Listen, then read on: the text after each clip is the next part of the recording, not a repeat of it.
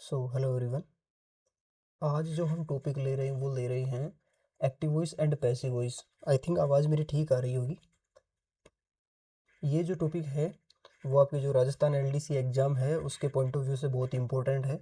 तो बिना time waste किए मैं सीधा टॉपिक को स्टार्ट करता हूँ। और टॉपिक में क्या इंपॉर्टेंट होगा वो मैं आपको बता ही दूंगा। मैं 45 to 50 क्वेश्चन आपको प्रैक्टिस करवाऊँगा।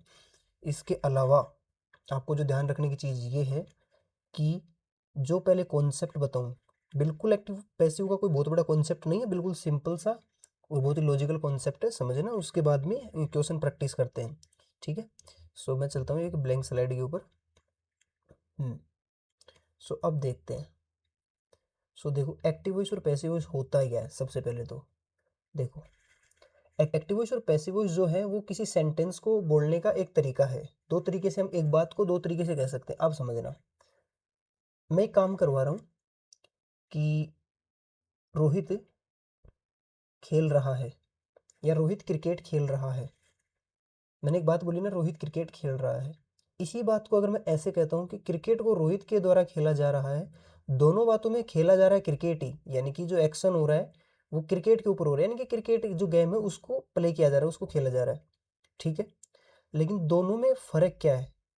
एक बार तो जो एक्टिव वॉइस है ना कि रोहित क्रिकेट खेल रहा है, यहाँ पे जो रोहित है वो खुद क्या है, एक एक्टिव सेंटेंस है। बस यही चीज समझने की है, ध्यान देना, समझना कोशिश करना बात को। यानी कि जहाँ पे सब्जेक्ट क्या हो, एक्टिव हो, वो सेंटेंस होंगे एक्टिव के सेंटेंस। और जहाँ पे सब्जेक्ट क्या हो, इनएक्टिव हो, यानी कि ऑब्जेक्ट आपका सब्जेक्ट के रूप में काम करे, वो क्या होगा आपका पैसिव वॉइस। कैसे, जैसे मैं आपके सामने सेंटेंस लिख रहा हूँ, Rohit play Rohit play cricket.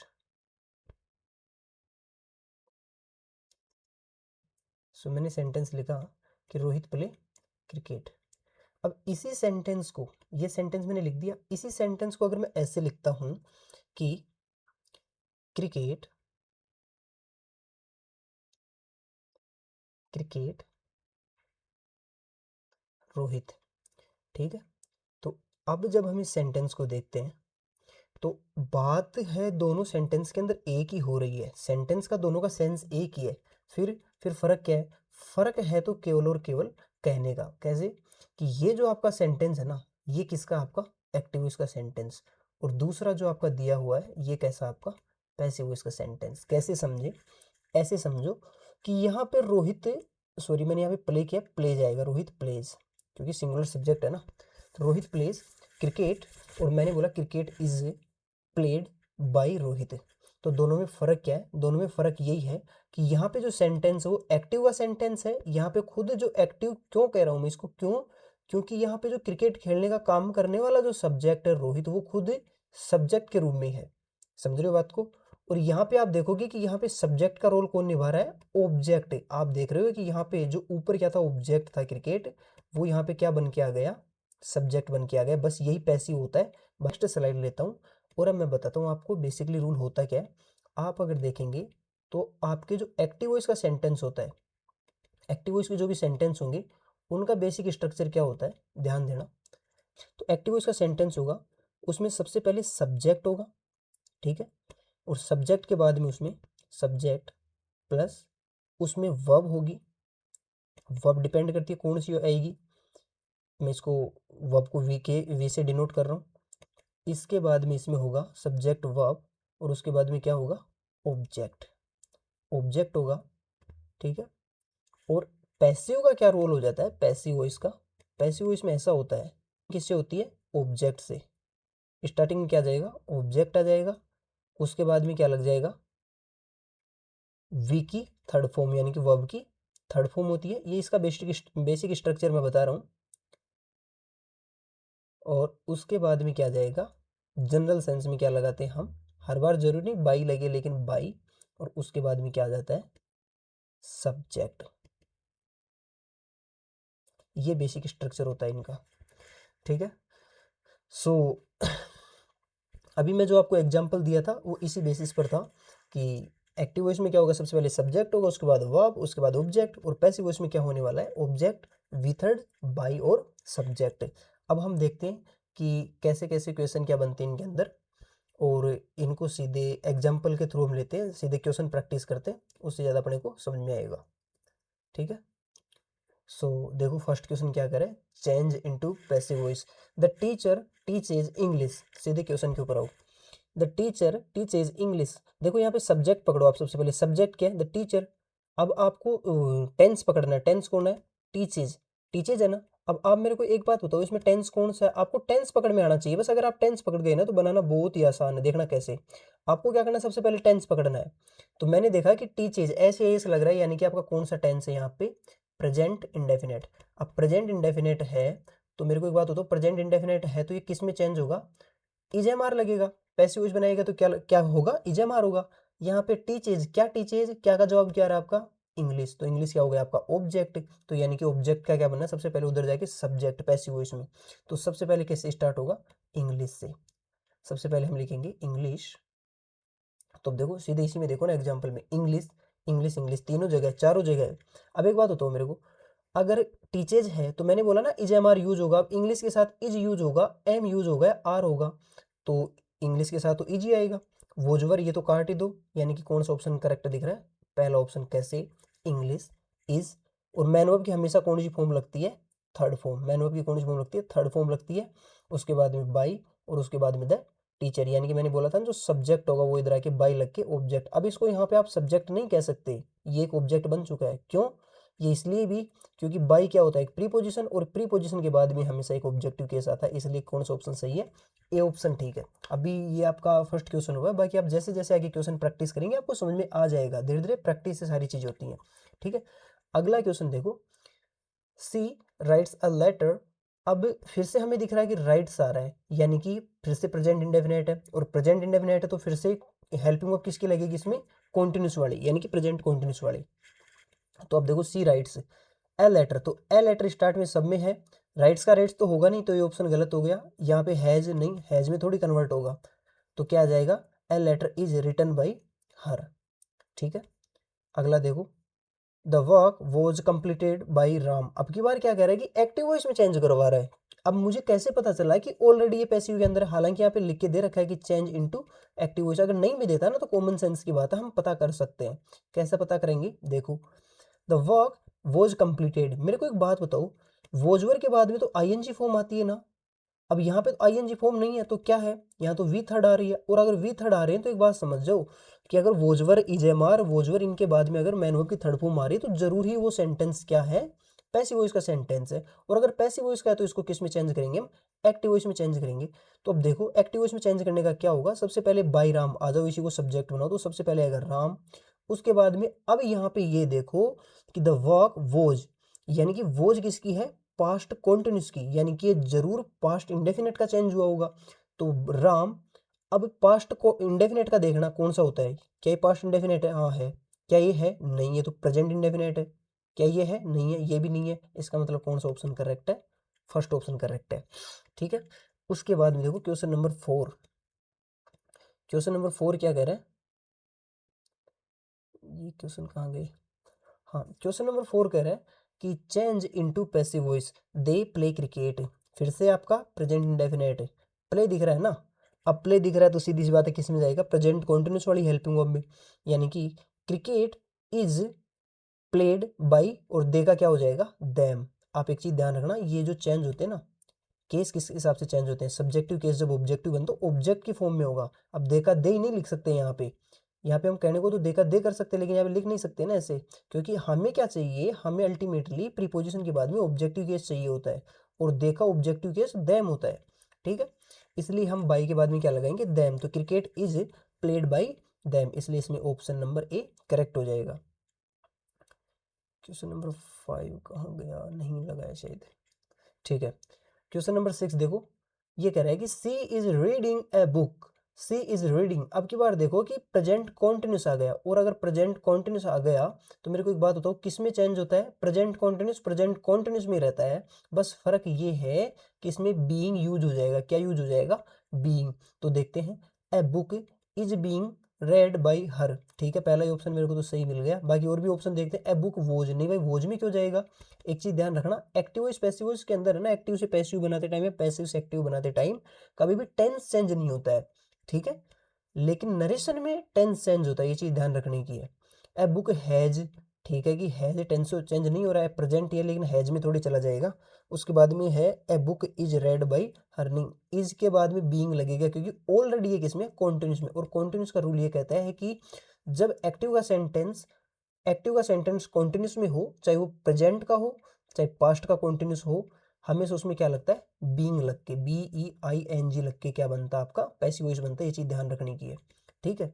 तो यहाँ पे बीइंग यहीं पे लगा हुआ है और ये आपका क्या हो गया, ऑप्शन नंबर ए करेक्ट है। तो क्वेश्चन नंबर 7 देखो, they have completed the project. तो अब इसको देखो कैसे चेंज करेंगे। आप ना सबसे पहले गलत ऑप्शन काटा करो, ये कंपटीशन एग्जाम के लिए, ठीक है। तो आप सबसे पहले गलत ऑप्शन काटो ना, सही ऑप्शन अपने आप बच जाएगा।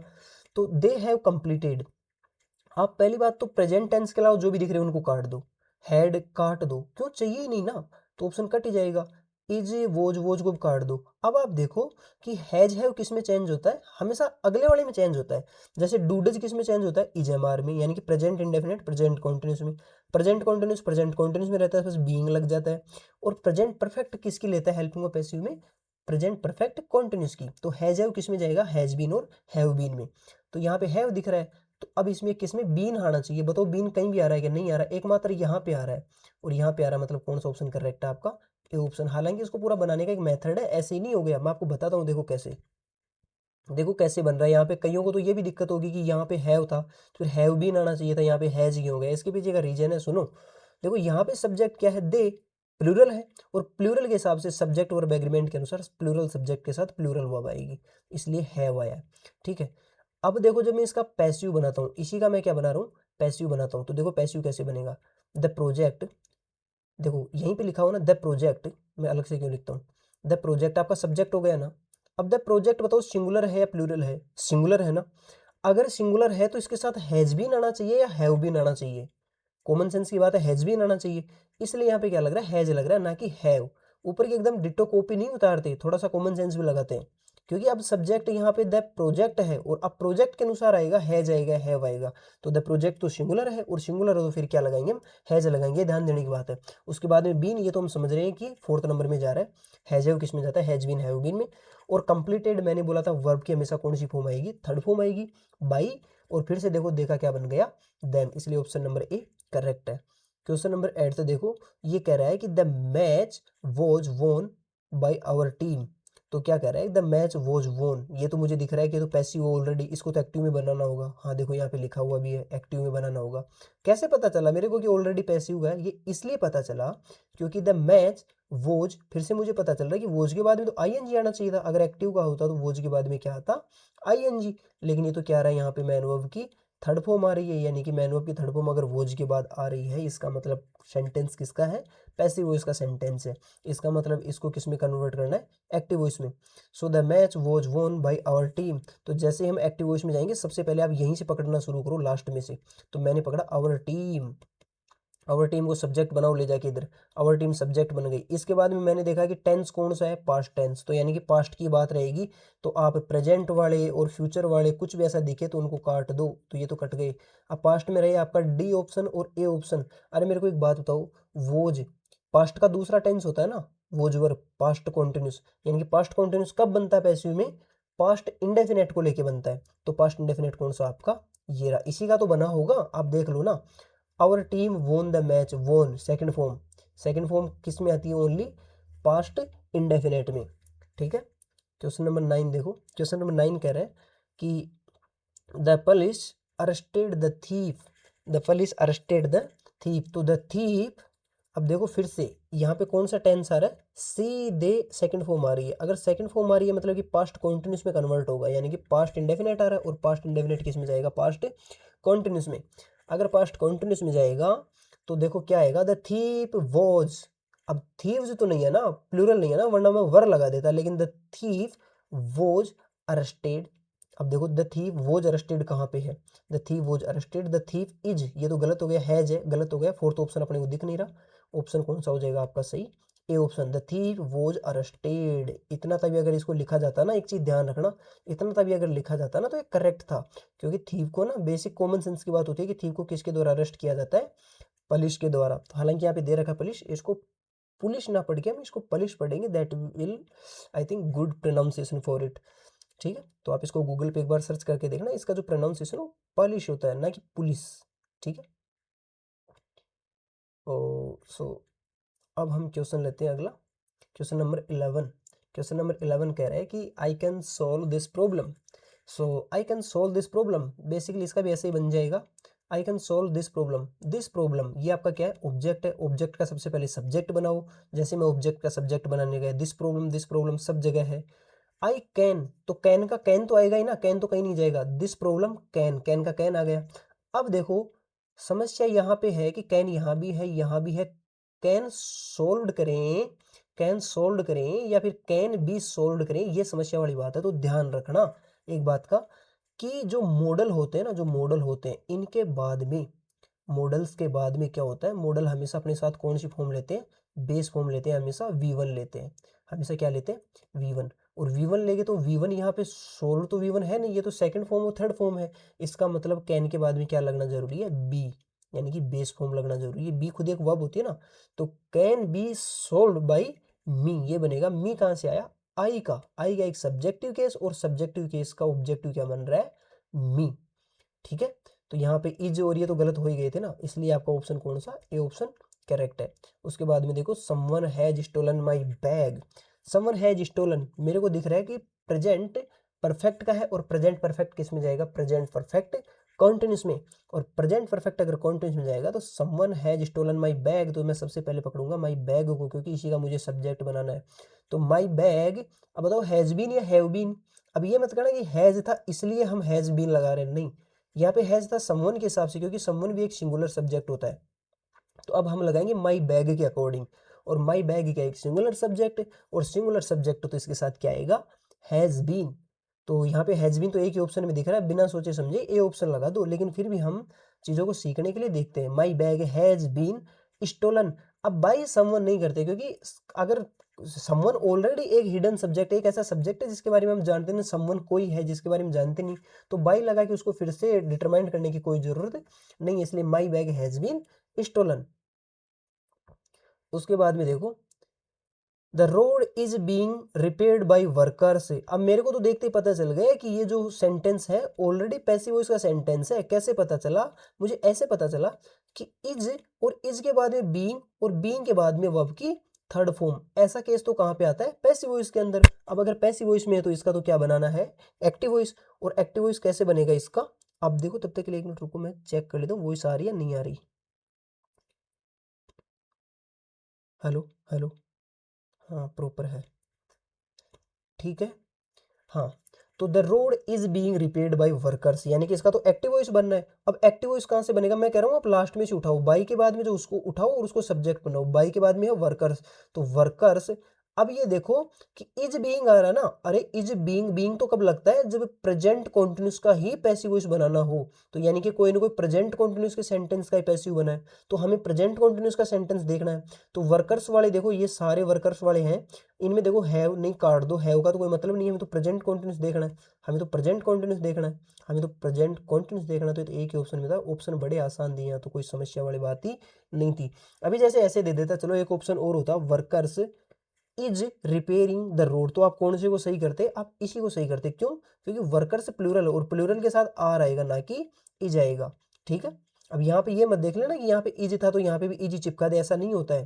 ठीक है, देखना पड़ता है कि सब्जेक्ट जो बन रहा है ना वो सिंगुलर है या प्लूरल, उस हिसाब से। उसके बाद में देखते हैं हम क्वेश्चन नंबर 14।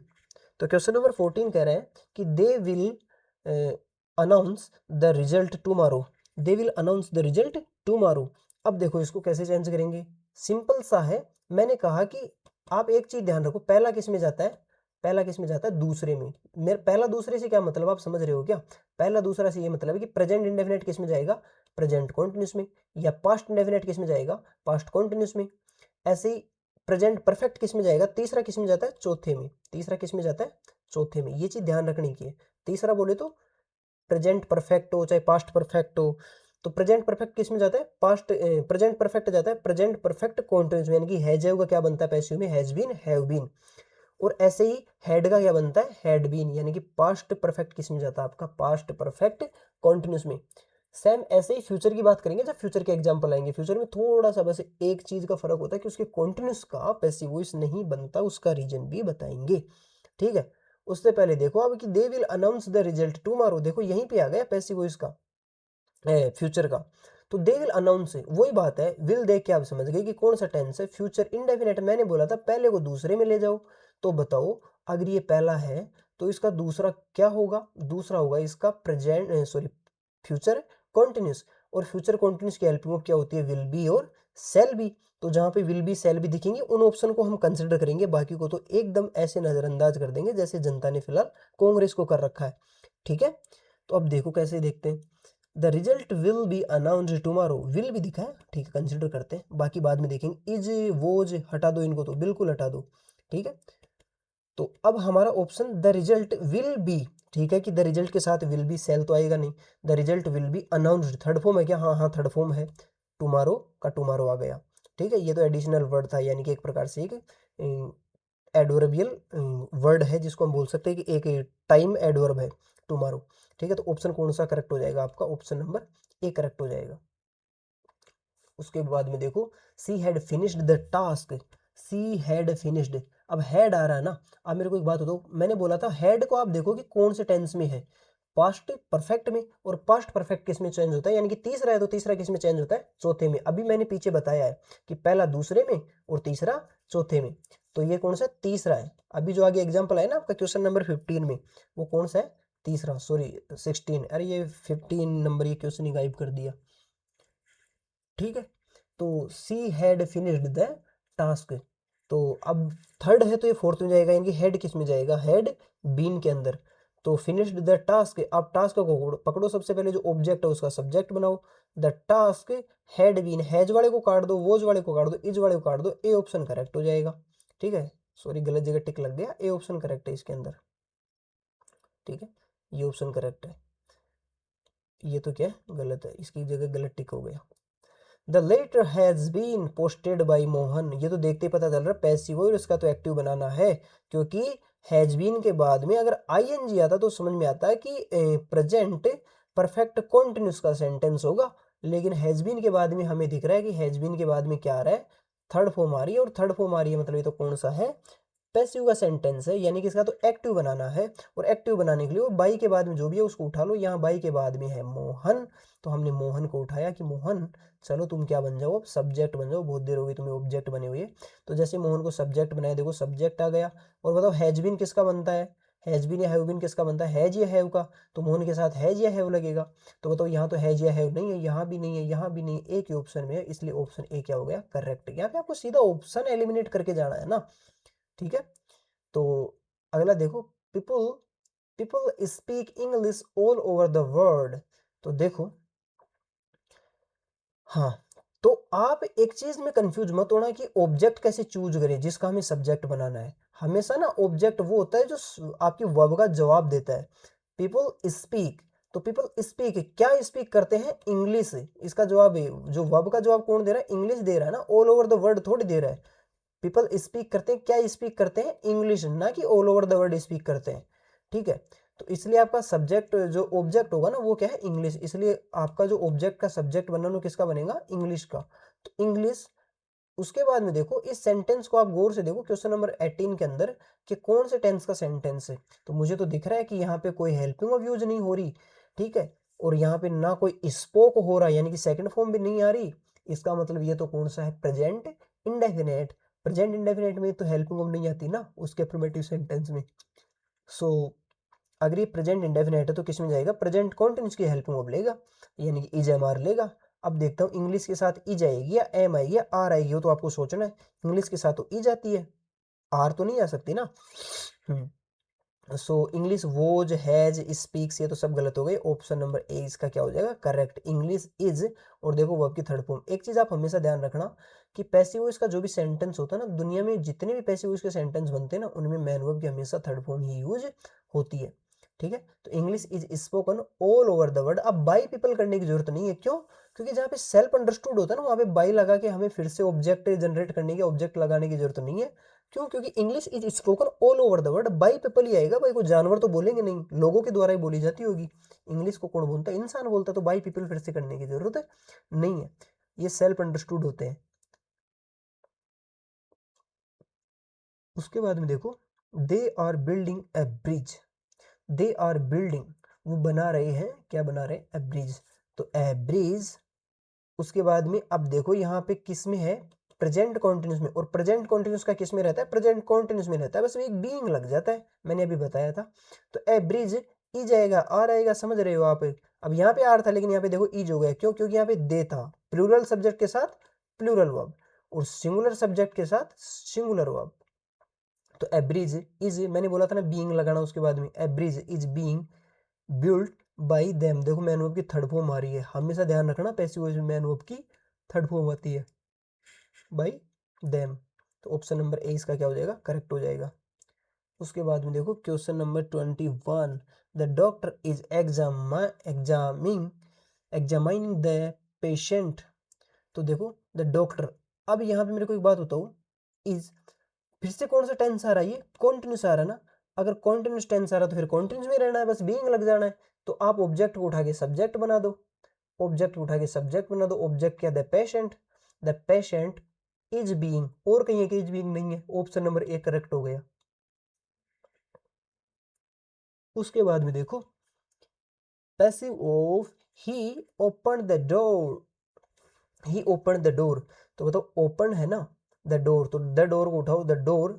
अब इज लगाएं, आर लगाएं, तो कॉमन सेंस की बात होगी ना। ओपन यानी कि मैन वर्ब की सेकंड फॉर्म, और मैन वर्ब की सेकंड फॉर्म मतलब पास्ट इंडेफिनेट है, यानी कि पास्ट कॉन्टिन्यूस की लेगा, और पास्ट कॉन्टिन्यूस की तो एक ही है, और तो कहीं दिख ही नहीं रही, इसलिए सीधा सा ऑप्शन ए करेक्ट हो जाएगा। ठीक है।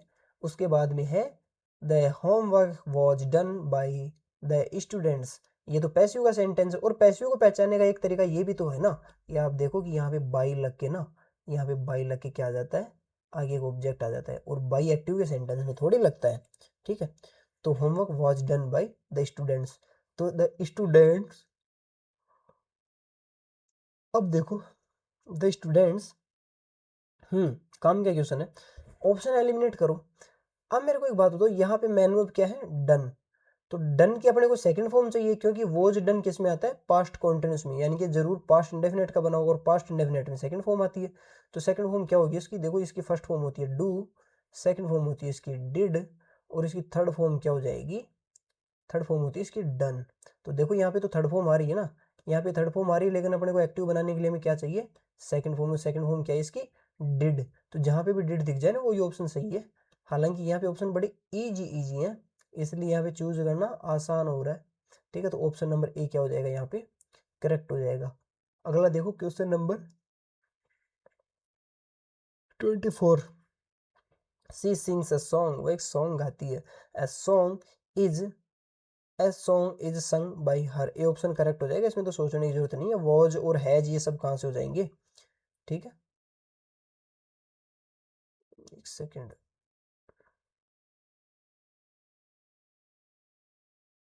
क्वेश्चन जो 5 नंबर के ऊपर जो भी क्वेश्चन आ रहे हैं ना, 5, 15, 25, वो क्वेश्चन ही नहीं है ना।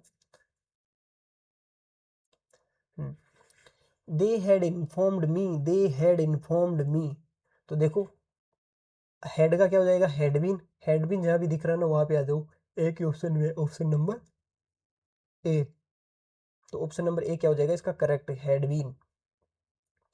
The cake was baked by Rita, तो क्या हो जाएगा इसका? रीता। अब देखो ये तो पैसिव का सेंटेंस हो गया ना, कैसे पता चला? अरे ऐसे पता चला कि वॉज के बाद में आईएनजी आना चाहिए, लेकिन वॉज के बाद में अगर थर्ड फॉर्म आ रही है मतलब पैसिव वॉइस का सेंटेंस है। अगर वॉज वर इजेमआर इनके बाद में अगर आईएनजी फॉर्म वाली वर्ब आती है तो एक्टिव का सेंटेंस होता है। अगर वॉज वर इजेमआर इनके बाद में भी हमें अगर मैनुअल की थर्ड फॉर्म दिख जाए ना तो समझ जाने की बात है कि वहाँ पे पैसिव का सेंटेंस है। तो the cake was baked by Rita, तो रीता बेक द केक। अब रीता बेक्स द केक, इसको मैंने सही क्यों नहीं किया, इसी को सही क्यों किया, ये तो समझ में आ रहा होगा ना। क्योंकि पास्ट की बात हो रही है तो प्रेजेंट टेंस की तो बात ही मत करो ना, पास्ट का सेंटेंस है तो पास्ट में कन्वर्ट होगा। अब हैड मत कर देना, हैड आप कहोगे कि ये हैड, ये भी तो पास्ट में ही है, लेकिन वोज ये सोचो ना कि पैसिव वॉइस अगर वोज बना है तो किसका बनता है? पास्ट इंडेफिनेट का ही तो बनता है वोज। तो इसमें क्या हो जाएगा, ऑप्शन नंबर ए करेक्ट हो जाएगा। अगला है question number 28। The company will launch a new product. तो a new product will be launched by the company. Option number A ही सही हो रहा है। क्या बात है, सारे ऑप्शन नंबर ए सही है क्या? जितना मैं देख रहा हूँ ऑप्शन नंबर ए ही करेक्ट आ रहे हैं सब में। अरे वेरी गुड, ये तो कोइंसिडेंस है। चैट जीपीटी से बनवाई थी मैंने पीपीटी फाइल। वाह, सब में ऑप्शन नंबर ए को करेक्ट डाला है।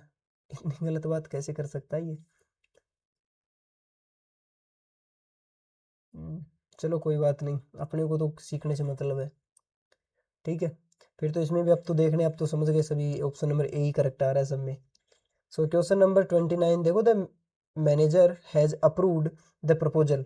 तो मैनेजर हैज, अब हैज आ रहा है ना, अप्रूव्ड द प्रपोजल, तो द प्रपोजल, ये इसको क्या बनाएंगे हम, अपना सब्जेक्ट बनाएंगे। तो द प्रपोजल, अब हैज का क्या बनता है, हैज बीन या हैव बीन। तो द प्रपोजल के साथ क्या जाएगा, हैज बीन या हैव बीन। तो प्रपोजल सिंगुलर है, और सिंगुलर हो तो इसलिए क्या आ रहा है, has been approved by the manager. फिर से ऑप्शन नंबर ए करेक्ट है। अरे कैसी फाइल बना दी, सब में ये ऑप्शन करेक्ट दे रखा है।